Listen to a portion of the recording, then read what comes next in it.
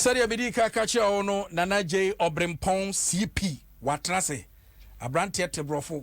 We drew airport police station and the war fans were just a baby. Can afford to charm our papa. Nana J Obrempong CP OPD PBD. I did ye. I did. Now OPA Nana. Yes, I need to sanitize myself and my environment before I get attracted. Now, what do you mean? So Google paper, a crowd use. They are touchable. They are surfaces, and I wanted to miss on the surfaces. Obi. On say, what's that? Is all Casamasa? As I translate, the batch of modern so be quite 106.3 FM your Facebook wall. Na say responsibly. Na say. Enti Opi Yankon responsibly. Etuba Facebook and what say? Just share. Make sure you share the broadcast so that others can also have a glimpse of their eyes, a tip of the iceberg. I'm me koso. And now Ebenezer Kwame and Reverend the birthday. Happy birthday in Komano. Maybe Samano. Happy birthday in Komano. And I'm me dofu pa Bapa Kuya Christi. Okmasi. Happy birthday in Komano. Very autonomous oblivion birthday. And I'm extended to you. Bapa Kuya Christi. Wherever you are sublimely welcome and attracted to the circumference of the motions. And happy birthday to you. Too much because I'm Adum FM. What you say? Adum Yamrafom. Brafom. Enti mawiakuya. Because a conference is a massive and I'm a circumference. I'm a circumference. What can I OPD. Somebody BSC. Now, Esia na ebie hu pa, to be honest with you. Easy. To be honest with you, pa. Na said the year can say some sisi no. Abrantie bi agenda number 1. Wakwa tafre. Ayi adie nchin. Tafre the other cobra for man ke lekin. Ya tro ne ha. Wakwa tafre. Chance no a. Unse wakwa tete no a akurase. Bomba latrine. Makai. Bucket na na di ayi no. Go for the interior watch. Etina me dey na me. I'll go office. Ena wakwa tafre ho. Yeso mu ye coronavirus challenge bi. Ewa America. No ye wie ya no. So mo ko ya no so no mo coronavirus ni bio. Sesan yo. O wie ya ko test no a. When your coronavirus positive. And in fact, America for dinner temper sa kwano. I'm so nim nyansa. Na America no mo bomba na 3 hours ah. Ai sa kuraso. America kurasi bi okra enu dan no mutim. Na no na eba social media. Ono mo say e na masa kwa we. Ekodi sa nyam brasam ni nsamfun we yi a. Sabre yi edna kwa akoto sa yade mpai so yi. Empo bi bompai sa mani nyankwa. Ongu na wansa mankwam kura bi msan say de waye no. It is highly inhuman and inhuman. Oh, kansuki kwat. Amata say enkofo madwuro. What is this craze of corona challenge? Afide ko wi say lick toilet bowl. No. In other words, you cannot do the licking without swallowing, because licking is anticipa to swallowing. The moment you lick, you definitely swallow. It doesn't matter. It is a universal statement. It doesn't matter what you are licking. Whether it's ice cream, you can swallow it. Whether it's whatever generational. And to a lick toilet bowl no masabre. So binya coronavirus ni bi ekosa ayini so ya ne ne so eno tin so ndie de na tim no nti na yiri nyina na bi yare ne wom me pia wa mentia so be ba se na nipa obeka se wo be leke enye ba madness who says they used for exuberance na aba ama maburu na ni so ayehye unnecessarily doing things which is harmful to their health. As a brantie, na so ye pa e wa America mamu a eno kopie mu ane ye babia nam ho ye de gu ane de tu ane was security vibe pa trending any what trending negatively. As a media no ko mudi natem. So wonim nyansa kura so ye saade no a honsam so aba. Agenda number 2. Transgender thief avoids prison because she can be sent to a female or male jail. And they say, Abrantie, originally and naturally, no, he was reproduced into this world as a male product of creation. You born say Bema. And one also na was no human exposure to technology and moving world. So he must make sure he catch up with the times and seasons. So he must twat his nature into another subconsciousness of a nature. Into a twatting from male to a female. Transgender. Enti a transgender no. And what could the bonnie?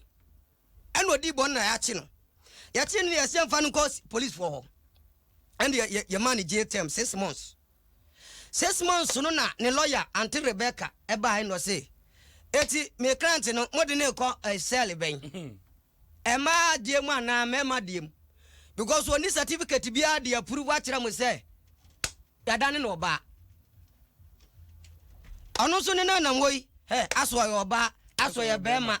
Adeno so a transgender. But there's no proof to show. Until without the empirical proof, no, you cannot carry on and put him in the female hole. Because if you know two adena tanat ashen bottom, or question man jail ho, no sir to better than him ha. Pregnancy is exploding in the male cells, female cells. And if you know your ba, then now to male cells. The males there will always make sure they take pleasure of the pie, of the meat pie. As I'm see. And my minister, they are so much confused. Say, you're funny to him. Inti, omuji jino say, dear mammy can see on the crate. Yadino kotua boy, Yadino kotua so boy, and the sabre transgender tea. Sababa wo, Sabrantio, Yajan, Sakofie. And my minister, oh, my crime, yank to an uncle prison man.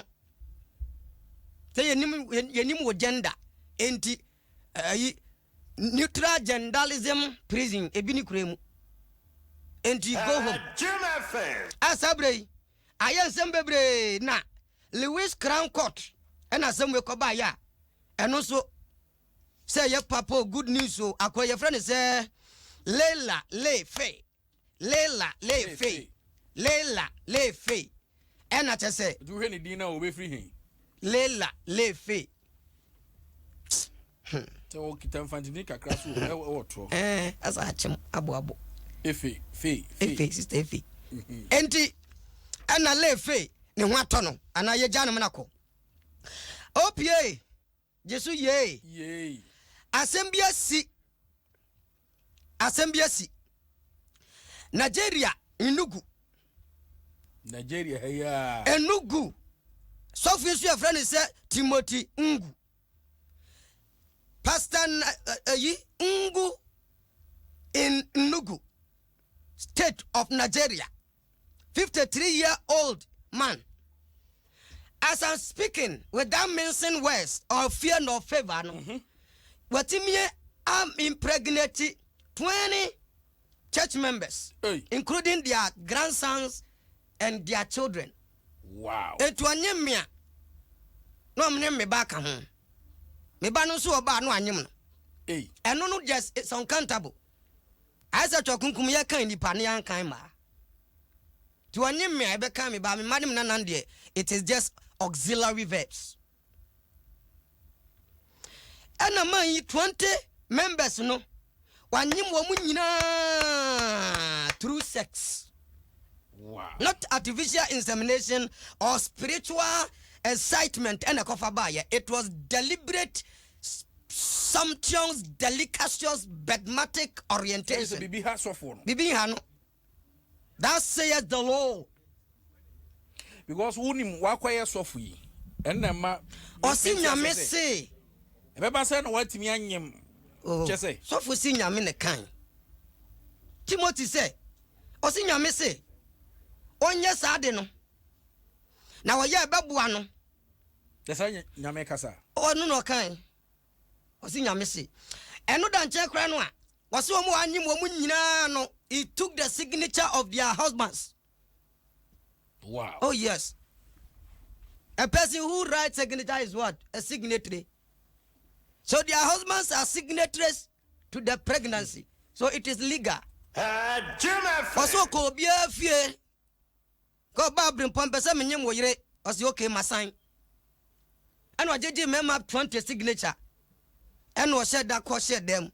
And wa san wa mo lie. Sa say committee we na mawaria. Na waba. Na me maba. Na waba. Say san signature na me fa yire kwanyum no. No wa sign. Na me so magimi kakra nti. Oh no wa sign. Osofo kwanyum no. Se nyame na estie dia anyum no mayen. Maami bia wa wo 8. Obo abrewa ne sa sofu anyum no. Ei. Yan. Obo abrewa ne sa. Obo abrewa wa wo 8 awie na na brewa mbo mu wi. Sofu na kwanyum no. Ene o mo chi no mbusa ne se. Ade no odi sa nyamra seme. Ene o se nyo na yeye. Onyame na se. Wonyenim sa nkrofo no. Oso oda hwa na jo. And something came upon him. He felt the move of the spirit.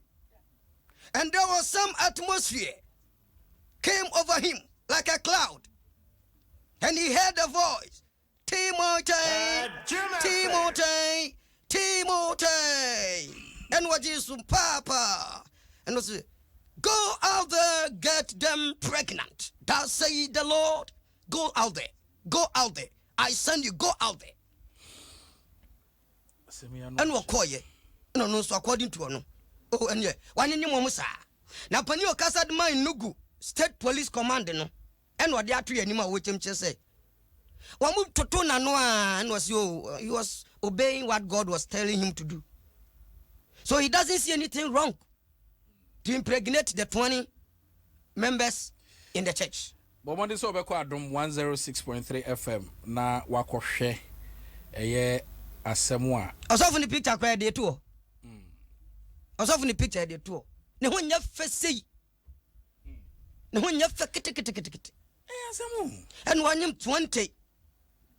Nya se nkwala no kura kan ho wanyim we ya na ayi adini na banyeme na kan ho. Nyeme ba kan ho. Wonyim we de pa. Wonyim we de. Ikunu ni ma awu bebre. Na so wonyim we de. Ti nyemme ba. There's a woman for one so ajifi. Wonyim with style. Asabre chese. Akwa ye nsem bebre a. Nigeria so. Asem na si. Ayi ye be wie na.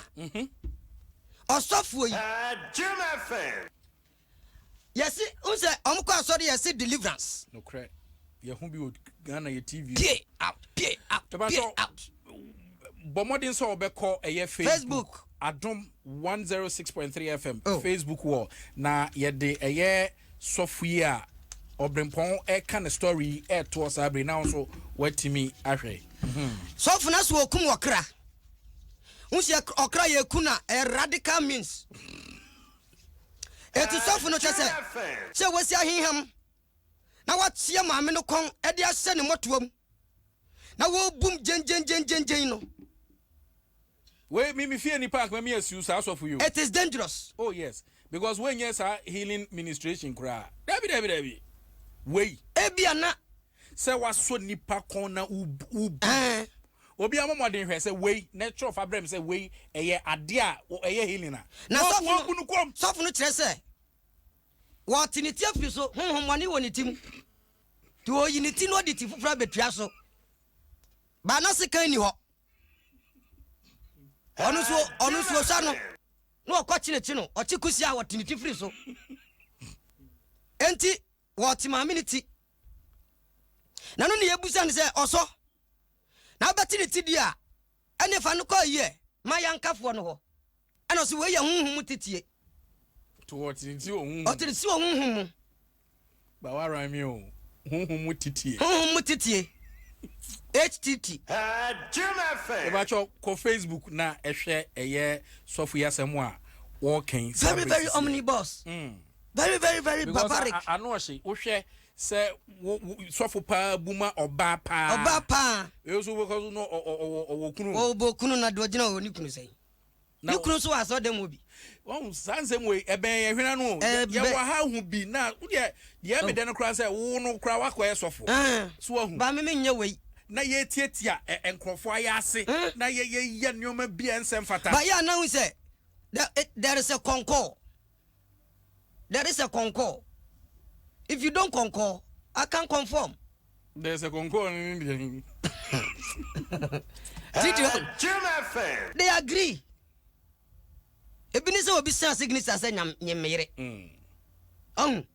it is one prince wa ye ntim ne kon kaye no ote anso fufirim so ko kasofu bejado but ade no aye hu ene nam so mankofo de afutuo ma say asofo no bi na ye sa ade no omunyai strangling a person say there it is serious to ko Facebook a wo de wani pa be hu ye ekoso na ye karibi anohye Ethiopia ye besi form na nyame aduma next week no osofo na e kan asem no ana minti ho kakra we de ekrom ha ya Debbie bi o kan yiso bibinti say ye mfa je free jum ye ba next week na woni mai ha city light ha aminim city light ha asa wo ko ha no fa the top say na say ye wo kika ne say na asem na wo kan maka wie mpo wa kan wie dia na wie ni prefo enti ye minka